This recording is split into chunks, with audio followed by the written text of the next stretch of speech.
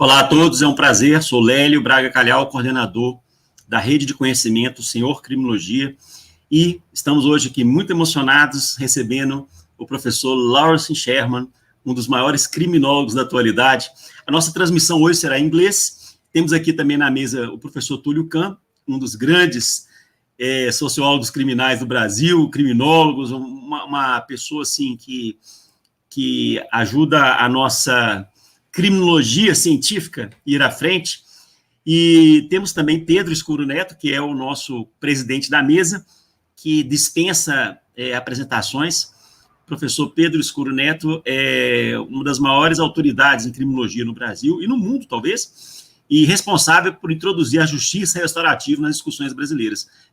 A transmissão será em inglês. Pelo YouTube você pode assistir com legendas traduzidas em português. Sem maiores delongas, Pedro, a palavra é sua. Sejam muito bem-vindos.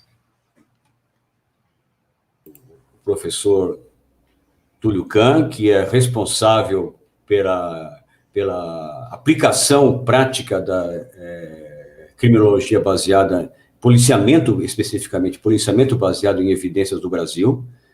O trabalho do professor Tulio foi fundamental, contribuiu, isso de acordo com o próprio comando da Polícia Militar no Brasil, com a literatura, a experiência mais efetiva de redução de criminalidade violenta em São Paulo se deve muito ao trabalho liderado pelo professor Tulio em São Paulo.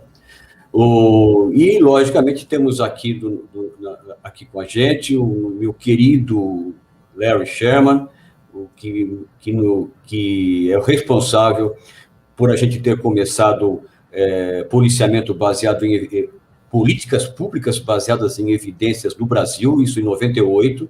Nós fizemos o primeiro experimento em Jundiaí, hoje se transformou política pública através do Conselho Nacional de Justiça. Nós introduzimos também policiamento baseado em inteligência, em informações, né? Começou, mas realmente não progrediu muito. E hoje nós temos aqui o professor Larry Sherman com sugestões sobre como você aplicar policiamento baseado em evidências no problema seríssimo que é o problema da violência doméstica. Larry, the floor is yours, please. Well, thank you, Pedro Scuro Neto. I'm really honored and delighted to speak with people in Brazil about the very important problem of domestic homicide. I'm sorry to read that domestic homicides have increased in reports in Brazil since the lockdowns and COVID problems. And I have to say, I've been studying this problem since the 1980s, with opportunities now to work with a variety of countries in the developed nations, including the US, Australia, the United Kingdom, and Denmark. And what we have learned about domestic homicide is two very important things. The first point is that the majority of domestic homicides become known to the police as the first offense from the offender, or at least the first domestic offense from the offender, that the majority of the couples in which domestic homicides occur have no prior record of domestic abuse. And this is in countries with extremely thorough record keeping, such as Denmark, where they have records on everybody from the minute they're born, all kept in one place. So they have amazing social research. And it confirms what we first found in Milwaukee and in Melbourne, Australia, and since then in various jurisdictions in the UK and Western Australia. What we find is that there's something very different about domestic homicide from the rest of domestic violence. So that in fact, the more frequency you have of ordinary domestic abuse without serious injury, the less likely serious injury becomes. the level of harm keeps going down, even though the frequency of assaults increases sometimes, but it doesn't get more serious. Domestic homicide is a different problem with different people and different causes and different patterns of development from domestic abuse. So that's a very hard idea to grasp. The Prime Minister of Britain, Theresa May, was very concerned about domestic violence. And her view was every case of domestic violence was a potential domestic homicide. Well, she was right to be concerned about domestic abuse. She was right to be concerned about domestic homicide, but they're not the same thing. It's like tuberculosis versus cancer. It's just a completely different causal system. And you wouldn't fight tuberculosis by trying to treat the causes of cancer. Maybe there is some overlap, but not much. What do we know about domestic homicide in particular?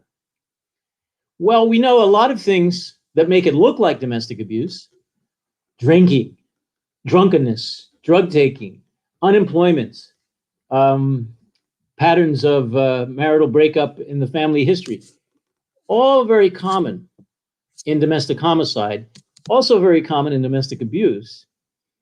But you can't predict because it's very common in the population. You can't say somebody who's unemployed is somebody we should deal with as a potential domestic murderer. There's too many. Somebody who is drinking alcohol too much, too many. You can't predict domestic homicide based on drunkenness. But what occurs rarely in the population is the second big thing we've learned about domestic homicide, especially in the last decade. What occurs rarely in the population is attempted suicide. When the person who commits attempted suicide fails, or when the person who threatens suicide doesn't commit suicide, they may go on to commit domestic homicide.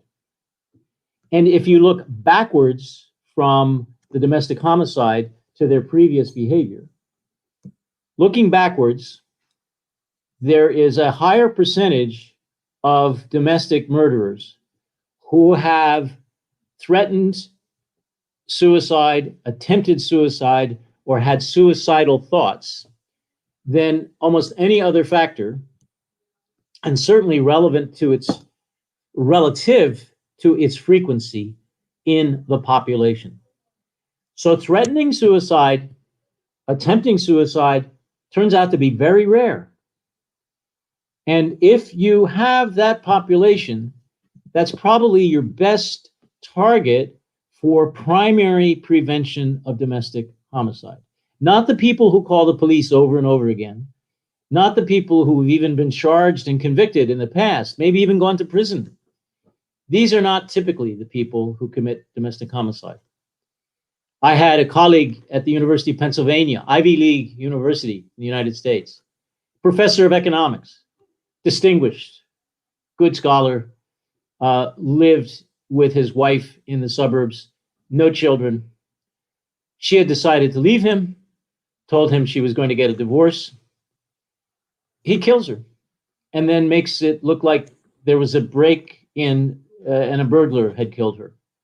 The problem is he broke the window from the inside, so the glass went out, rather than the way the burglar would break the glass from the outside in. And then he confessed. And he lived, his office was down the hall from me in my office at the University of Pennsylvania. No prior criminal record, no prior calls of domestic abuse. The police had never been to their house. They just had a life-threatening disagreement. In this woman's decision to get a divorce, he decided that he would rather that she be dead than divorce him. And that's not an uncommon pattern. So what do you do when you know this? So what? What information this gives you is of any value? And that's the third thing I want to say to you. The third thing is that we know how to prevent repeated suicide attempts by trying to treat the clinical depression that underlies the first suicide attempt. And the treatment that has been tested twice, according to the National Academy of Sciences report on suicide, the two separate clinical trials of what is called cognitive behavioral therapy, something that clinical psychologists can deliver. Cognitive behavioral therapy generally has a good success rate in curing clinical depression. Some people say exercise is just as good. I think it's harder to get people to exercise than to go to talk to a clinical psychologist. In any case, we don't have any trials showing that exercise reduces domestic homicide. We don't have any trials that shows that cognitive behavioral therapy reduces domestic homicide. But we do have trials that show clinical cognitive behavioral therapy reduces repeat suicide attempts by up to 60%. So if you have 100 people are going to go on to commit one more attempt to kill themselves, only 40 of them do it because they've gotten cognitive behavioral therapy, according to these clinical trial results. What does that mean practically for a city the size of Sao Paulo? It may mean that in the last year, you could find through police records, hospital records, mental health clinic records, even advertisements to the general population. Has somebody in your family attempted to commit suicide? We can help. Identify that population and attempt to enroll them in cognitive behavioral therapy. Ideally, because we have no studies of this in Latin America, ideally it would be for a test, a clinical trial, just like testing a COVID vaccine. You need to make sure that the tested treatment works. And so if you could do a test with several years worth of enrolling people who attempt to commit suicides and reduce their depression, reduce their repeat suicidal behavior, theoretically, we think you should reduce domestic homicide or attempted domestic homicide. And I would use both as the outcome measure, because when people attempt to commit murder, whether they succeed may be a matter of stabbing here or here. And either way, the behavior is roughly the same. So we include in all of these studies of predicting domestic homicide, both the successful homicides and the attempted homicides. And that's what this research literature in parallel does. It reduces the risk of any attempt, successful or otherwise, to kill yourself, which goes down 60% if you have the cognitive behavioral therapy. So is there any charity? Is there any government program? Is there any capacity among clinical psychologists to try to enroll everyone who attempts suicide in a community to take cognitive behavioral therapy as the way to prevent domestic homicide successes or attempts? And that would be the question I would put to you based on this evidence from the global north. And if you can pioneer this idea in a Latin American context, it would be of great value all over, not only Latin America, but I think lots of other countries as well. So I'll stop there and see if there's any questions or comments by this distinguished group that I'm delighted to be talking with today. Thank you for the opportunity. Professor Lawrence, well, first of all, thank you for your participation. It's a pleasure to meet you. And I would like to say we are just starting to use here in Brazil the form we call FRIDA. And this form is based on SERA that was built in England. It's a form that the police officers have to fill after every complaint of domestic abuse, and it addressed questions of if the guy drunk, if this employee, I mean, this typical variables linked to domestic abuse, and we do not even analyze those data that have been collected by Conselho Nacional de Justiça, CNJ, the last 3 or 4 years. The data never appear yet. It's still a useful tool for us, or it's no longer interesting to do this kind of evaluation. And linked to these questions, how do we know what is update in terms of evidence-based police? I wonder if Cambridge or Maryland or some institution could build a huge database where we could, it's my dream, where you could consult online. Well, what we have, the most recent evidence about domestic abuse, violence, homicides, and etc. If there are any institution thinking and do a tool like that.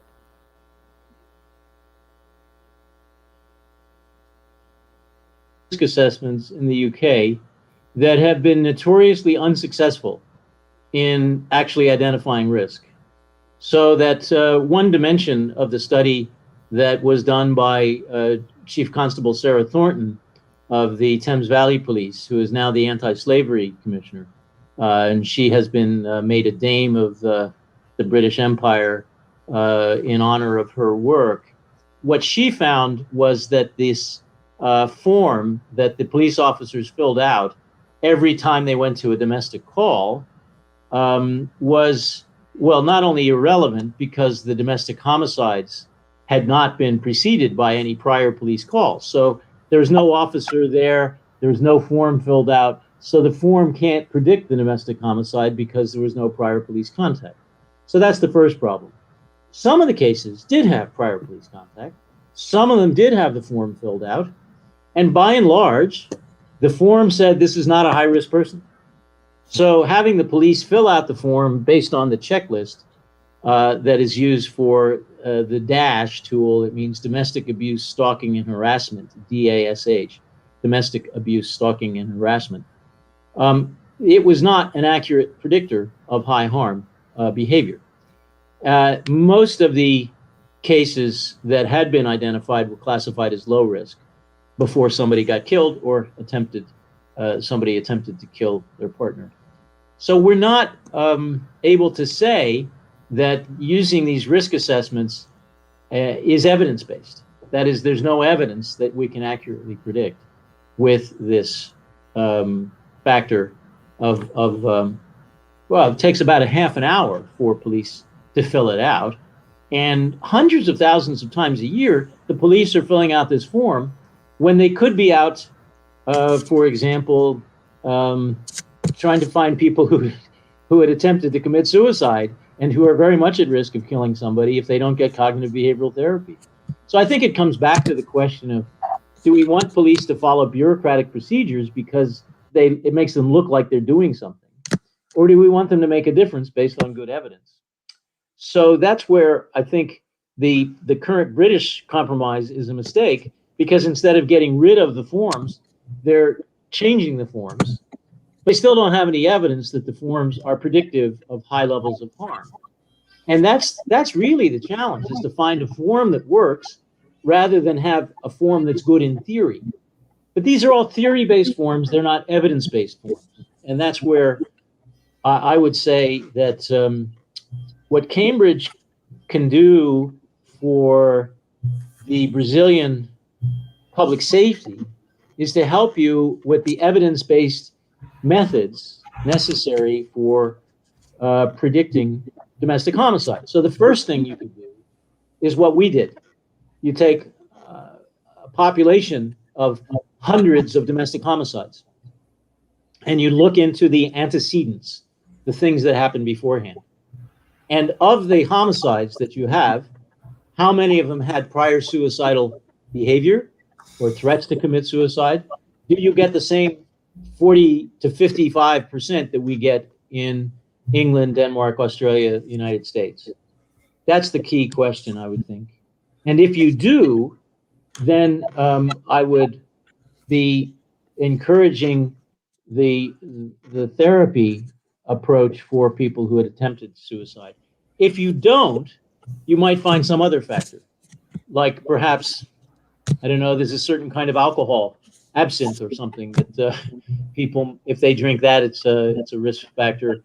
Who knows what you'd find? But I think it needs to be local. That is, you need to, if it's not going to be a kind of universal cause like clinical depression, and if depression is actually the cause of both suicide and murder, if you can cure the depression, you can prevent the murder. That's our logic with the data we have. I think if you can at least start with the samples of murders, domestic murders, and go backwards from them, you would do what the public health studies of cigarette smoking, when they looked back at doctors who died of lung cancer in the 1940s. Huge percentage of the doctors who died of lung cancer had been cigarette smokers. Then they looked at all the other doctors who didn't die, and almost none of them had been cigarette smokers. So that was the first strong causal link between cigarette smoking and lung cancer. And that's where I think you would find the link between suicide as a predictor or depression as the underlying cause. And Lélio, Tulio, and Larry, I think that Professor Sherman was very clear, saying that form filing is not evidence-based policing. This is adopted in this country for some time now, as if it was a breakthrough. And in fact, we don't have concrete results, and we don't have scientific base, an empirical base for that. What Larry is proposing, I think it is not very complicated to implement in this country, because only here in Sao Paulo, we have 2 or 3 centers composed by psychologists and psychiatrists who are dealing with attempt suicide. What we could do is to direct their efforts also to identify cases where domestic violence is involved, and more specifically, attempt murder in the domestic context. I don't see big problems with that. The only thing that we have to approach the members of those centers, discuss with them what Larry has just put to us, and start some sort of experiments just to prove the relationship between attempt suicide and attempt murder or domestic violence. Don't you think yes, so? And could I just add to that, Pedro, that the question for these clinicians, these psychologists, is not whether their clients, their patients, have been violent to their partners, because many of them have never touched in violence. They've never committed any act of violence. The first thing they do is murder. It's no escalation. It's no gradual. It's like jumping off a cliff, which is what suicide often is. It's this sudden transition into a completely different state of being. So it wouldn't be the best thing to say, look out for domestic abuse. It might be look out for things they say about their spouse, or say she wants to leave me, or I'm so upset that our relationship isn't the way it used to be, or anything that makes a spousal comment. That might be a flag. But I also think that you could ask them whether they have any prior history of patients who did attempt murder, and whether they could share with you those details, so that something about the way the therapy was not working or the problems they were having with getting through to this depressed person, whether that gave them a clue. But incidentally, it also needs to be cognitive behavioral therapy. There's other kinds of psychology that would not be as effective. And so I think that's the key thing, is to have the cognitive behavioral therapy as distinct from, say, Freudian or other psychologies. I can't hear Pedro if he's speaking to all of us. In order to compose a sample, you have to organize the data. To organize an experiment, we have to have some indications on with whom to work with. Do you have any suggestion as to that? Yes, if you have people who have been identified as attempting suicide, either jumping off a bridge so the police come and they talk them down, or somebody has actually jumped out of a window, jumped in front of a railroad train. Every year, the British transport police deal with hundreds of people who try to jump in front of trains. And then they track them down and they do everything they can to get them into some kind of treatment. And they have a pretty good success at lowering the risk of repeat suicide attempts from what it was before they did this program. It's not a clinical trial. But my point, Pedro, is simply that in order to find out the benefit of treatment, you have to find people who aren't getting treatment. And you can't get those people through your clinical centers because it's the people they don't have. So that's why you need to go to the larger group, most of whom is not getting clinical treatment. But I think the people in the clinical treatment would be very happy to discuss a randomized trial in which you recruited more people than they could handle, but you would only select half of them to actually get the treatment in cognitive behavioral therapy. And the other half would be carefully monitored, but not in a way that, shall we say, constitutes a treatment, but as a control group, showing what happens if you don't give them that kind of therapy. Very well. Well, another strategy linked to the forms here in Brazil is the Patrulha Maria da Penha. It's a kind of it's a sort of patrol.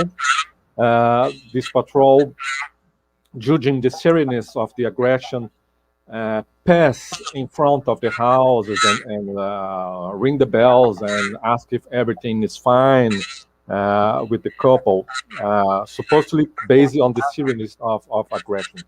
And you'd say that this kind of preventive patrol, it's a good practice, so it's no longer valid. Also, I mean, we are recommended at the last election for our politics here to adopt these strategies. This form, this Maria da Penha patrol, it's a fashion all over Brazil, and well, as always, we still don't know if it works. Well, it's interesting to see that the door-to-door visits in a randomized trial with repeat domestic abuse offenders in a suburb of London showed that there was a reduction in harm when the police visited up to, I think, 4 or 5 times within a 90-day period. Might have been 180 days, but this idea that the police knock on the door and check to see how things are going can deter ordinary domestic abuse is evidence-based at this point.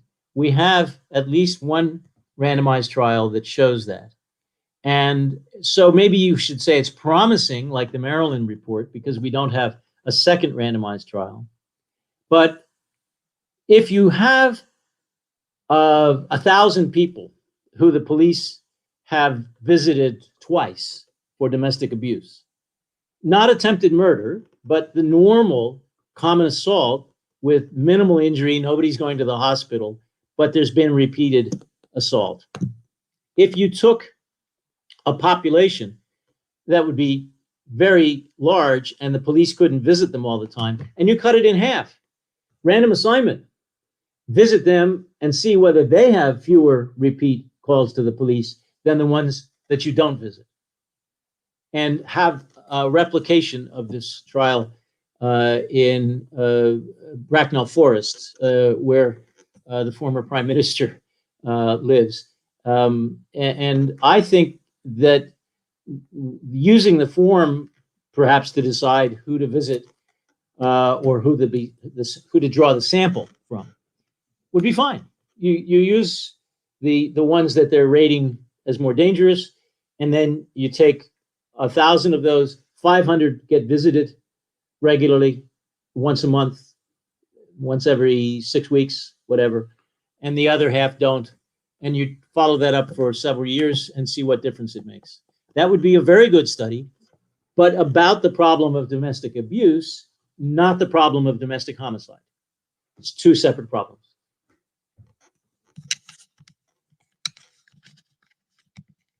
E o estudo baseado em evidências tem muita contribuição a dar para a questão da violência doméstica e especificamente para o crime, né? O crime de morte, o feminicídio, que é realmente uma preocupação muito grande hoje no Brasil. Eu acho que a gente pode mobilizar aí as polícias, os psicólogos, os psiquiatras, os centros que estão preocupados com violência doméstica, com feminicídio, neste momento, a partir do que o professor Sherman acabou de dizer. I'm saying, Larry, that, I mean, from what you just said, we have the chance to mobilize police and the psychiatrists and the centers concentrated on murder, domestic violence. We can start in Brazil a new journey towards, I mean, introducing evidence-based on the problem in Brazil. Well, I'd be delighted to see either or both of these initiatives go forward, especially if you can do them as randomized controlled trials. Sure. First, with people who have attempted suicide, and secondly, with people who have had repeated calls to the police for domestic abuse. Both very important populations. The second one's much bigger. The first one is much more harmful. So, two good reasons for the two separate projects. Well, our problem here, among others, is public funding to do those studies. Just to give you an idea, Professor Lawrence, last year, Alberto Coppi, doctorate candidate, wrote this thesis on evidence that we have, Brazilian evidence about what works in reducing homicides. And he revealed 13,000 articles. Wow. And he found just 41 that could be included in the sample as experiment with minimal scientific rigor. I mean, we are talking about 2 or 3 decades of studies, in one of the countries that have the largest homicides in absolute amounts in the world. And in fact, we have very few studies in Brazil. And if we focus on the randomized trial, well, then the numbers go down even more. I mean, you can count in one hand. And it's just the same way in England, same way in the US, same way anywhere. It's new in criminal justice. And by new, I mean, the last 50 years. It's that new. But 20 years ago, there were less than 100 randomized controlled trials in policing reported in the English language. Now it's over 300. So there's a big growth, rapid growth in the number of randomized trials. And in Latin America, I think even 10 years ago, maybe 15, there weren't any randomized trials in policing. Now you've had hotspots policing experiments in a number of countries. You've had some other trials done that the economists in particular have been eager to organize. And the development funds bodies, the Inter-American Development Bank and the CAF, Central Andes Foundation, I guess, have been eager to fund these studies. So I think you're right. It's a very small number, but its growth rate is very attractive. So a venture capitalist would put their money into it.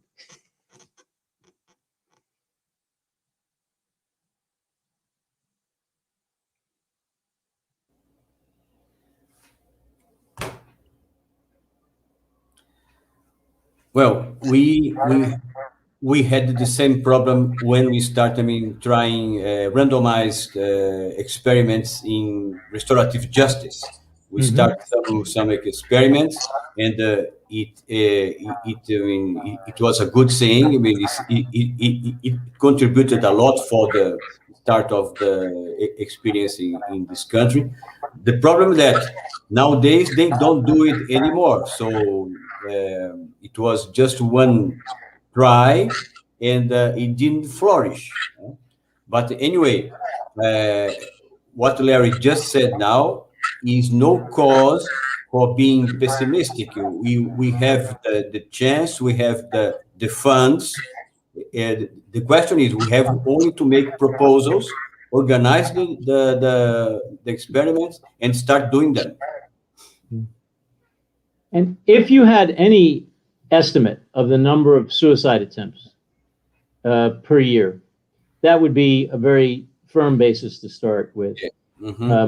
If you had even newspaper accounts, or the police have their own call records of attempted suicide, it's a very commonly recorded thing. I've never seen any police force actually compile the list of people who attempted suicide, because they see it as a one-off and not as a predictor of something more serious, like murder. And so I think if you have a number of sources you can go to and estimate the population size, that will tell you where you could begin with recruiting a sample of volunteers for randomized trial. And you might even try paying them to go to therapy. So you'd have to pay for the therapy, but you might also have to give some cash to somebody who doesn't want to go to therapy, but for enough money, sure, I'll go to therapy. I'll go along and see what happens. And whether paid therapy works, I don't know, but we'd have to look in detail at the previous randomized trials that are cited in that report. And if you would like me to, I can go dig up those citations and send them to you. Okay. Professor Larry, I would like to make a question. Why do critical criminologists pose so many obstacles in the face of traditional criminology and in evidence-focused criminology? Professor Braga, I think that's a very important question, and it requires that we take a very ecumenical view of criminology, in which we accept that there are many different pathways to the same goal, to a fair society, a just society, a safe society. These are all things that we would like to see. A critical criminologist is generally one whose theoretical framework does not include the state as doing something good. I would say most critical criminologists would see the state as an instrument of either oligarchy, whose interests are being served, or that the state itself is pursuing its own ends with the convenience of organizations in mind, which is actually not very radical. Max Weber said organizations serve their own interest. Either way, a critical criminologist would find it inconsistent to work with the state in trying to prevent violent crime. The problem is, if you don't work with the state, who do you work with? And if a critical criminologist can find people who have attempted to commit suicide and persuade them to take cognitive behavioral therapy, in principle, they don't have to deal with the state. All they have to do is find some way to fund the therapy, find some way to find the depressed people. But then they might go on to say the reason they're depressed is because of class oppression, racism, the atomized society that has disrupted local community ties. And those are the root causes of depression, as well as violence. So curing depression from that perspective is just a Band-Aid. And what we need is a revolution and a socialist society that solves all these problems. But empirically, we haven't found one yet, which seems to succeed at doing that. And I am an agnostic. I mean, I would be very happy to work with a socialist society in which people pay about 50% of their income in taxes and they provide high levels of service. And in fact, I do work with such a country. It's called Denmark. And it's a highly socialist society. It doesn't have many critical criminologists, believe it or not. People tend to think, actually, the state's doing a pretty good job. So maybe you could look at the tax rates in Latin America and say they're too low. You should tax more, spend more, and you'll get more. At least that's what works for Denmark. Thank you. Sure. May I add a question? Yes. Well, I'm listening a lot about predictive police, and I know there are some companies, mainly in US, trying to sell these algorithms to police departments, and those algorithms are black box. We don't know what they have inside. And I read one evaluation, but if I'm not wrong, the company itself did the evaluation showing the results. I wonder if there is any serious evaluation on the effectiveness of those predictive police tools.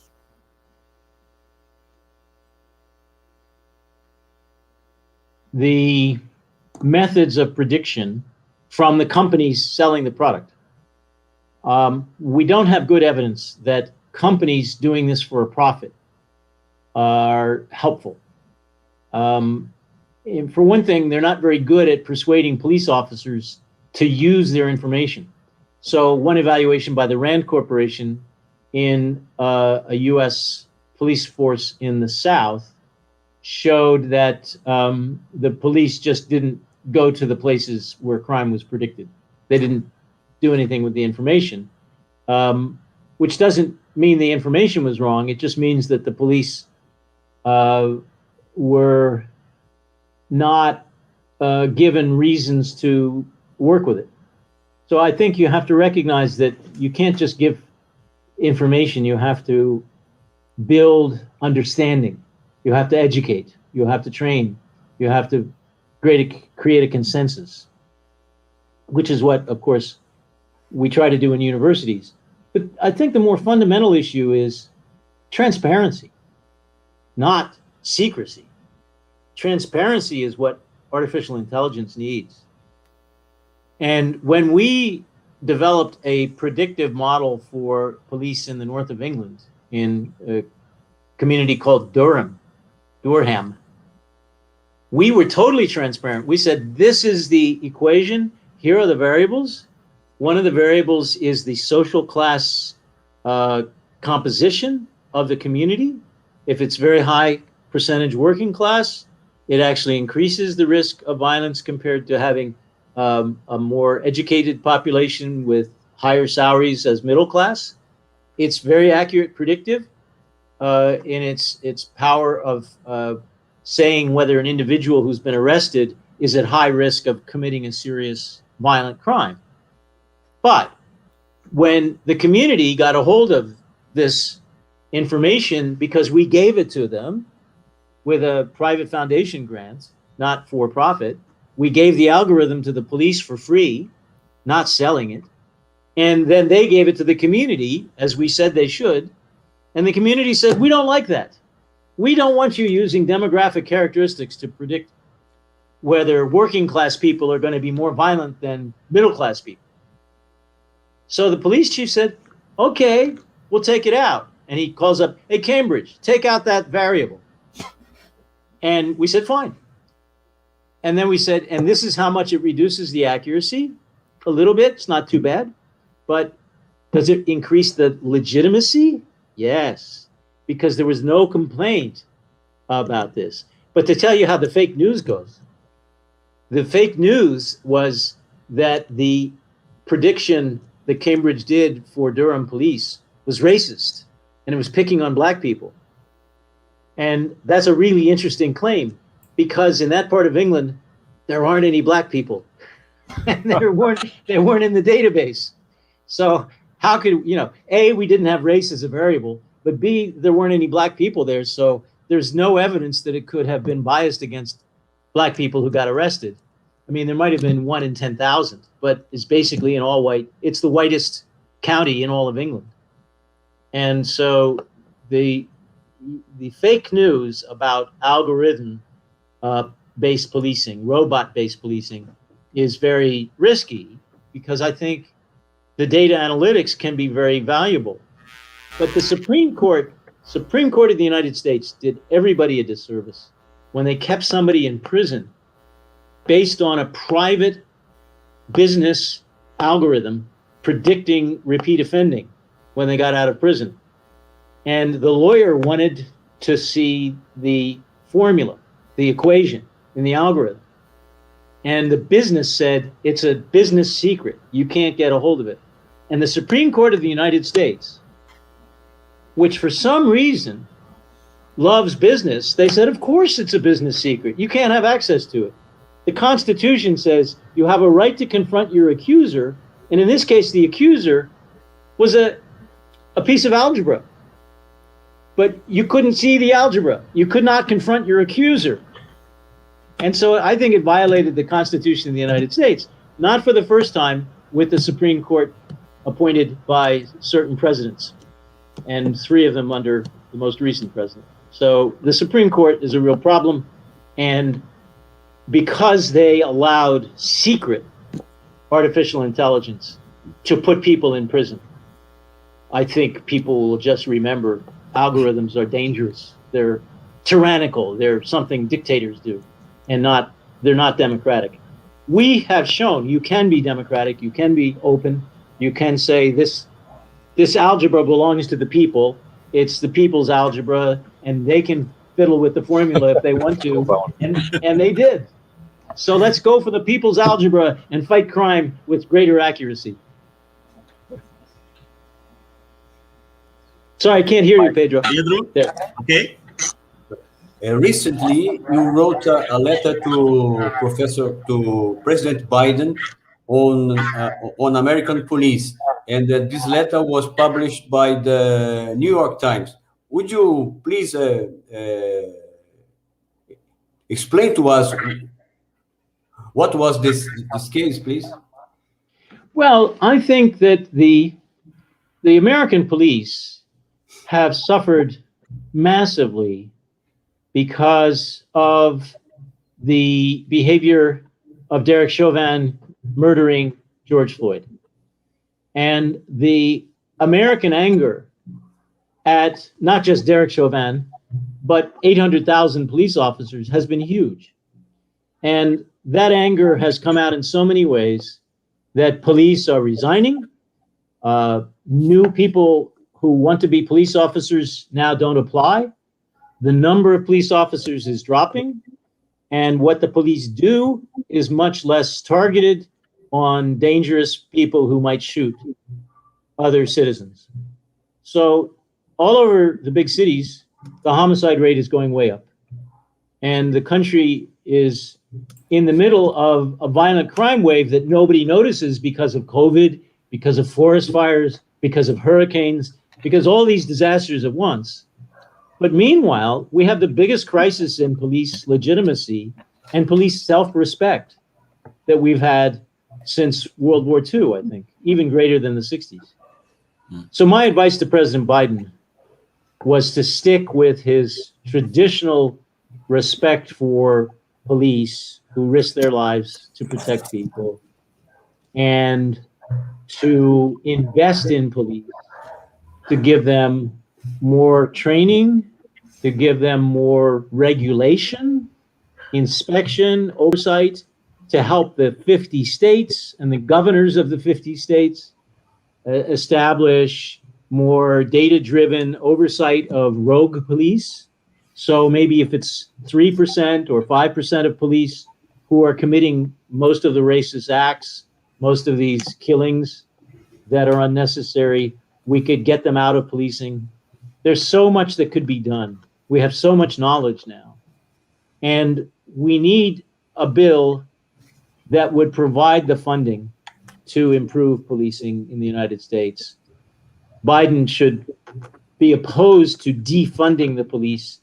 He should co-fund the police with mental health services to deal with domestic homicide or other problems. I mean, 1/3 of the people who are shot to death by police in the Washington Post data have mental health problems. So we need a much larger partnership between mental health and the police. And this, if it wasn't for everything else going on, this would be the ideal time to do it. So, Pedro, that's what I was recommending to President Biden, to continue to embrace the police, even though the left wing of his party hates the police, wants him to be against the police. He's never been against the police. He's not against the police today, but he's too busy to move forward to help the police. And he's rightly dealing with climate change and other issues that might bring the end of the world, which, you know, could include getting Brazil to grow some more trees instead of cutting them down. So we all need to work together. And if we can stop the climate change, and we can stop COVID, and we can stop the chaos from the police being delegitimated, then we will have a better world. But I think the chaos is just as important as the climate and the COVID. The 3 C's are the problem. And I said that Biden should work on all 3 C's, especially the chaos that comes from not having enough police or not having police who are confident. We need them to be confident that they're doing the right thing. Professor Larry, in your opinion, what is the future of criminology and criminal justice? I think the future of criminology is very strong, if only because we have so many different perspectives, if only because the demand for punishment is so fundamental to primates, and I include our cousins, the chimpanzees, the bonobos, and the gorillas, who are very close to us in DNA, and who all show manifestations of instinctive justice, instinctive desire for retribution. And even in the experiments, if the police go on strike in a troop of macaque monkeys, then well, actually what they do is they remove the alpha males and one alpha female, and the violence among the monkeys goes way up. So it shows you that you need the deterrent effect of the regulators within any primate group. How can we stop having criminology when this need for regulation is so fundamental, not just to humans, but to all primates? It is in our DNA that we need to have deterrence against violence, and criminologists are needed to understand this with greater precision and with, I hope, the minimal amount of harm caused by justice. So we need Hippocratic justice. First, do no harm. Secondly, make sure you prevent harm. Thank you. Well, I've knew Larry Sherman for over 20 years now, and whenever I meet him, he always leaves with a lot of work for you to do. So thank you very much, Larry, for that. Well, I thank you all, and I hope you forgive me. I have 50 senior police leaders over in the auditorium waiting for me to talk to them about evidence-based policing. And I will tell them that you were also interested, and they'll be very glad to hear that, especially if you invite them all to Brazil. They'd be happy to come. Thank you. Thank you. Professor Tulio, we want to say up. Oh, yeah, well, as always, it was a very interesting conversation. I mean, your book on what works and what doesn't, it's a kind of Bible for everybody, not just in Brazil, I think all over the world. And with a nice talk with you and meet you personally. Great. Well, let's hope both the COVID and the climate improve, and as well as the chaos, and I can come back to Brazil again and see you soon. Hope so. Okay, thank you. Bye-bye. You're very welcome to Cambridge. Please come visit us. Bye-bye. Take care. Bye-bye.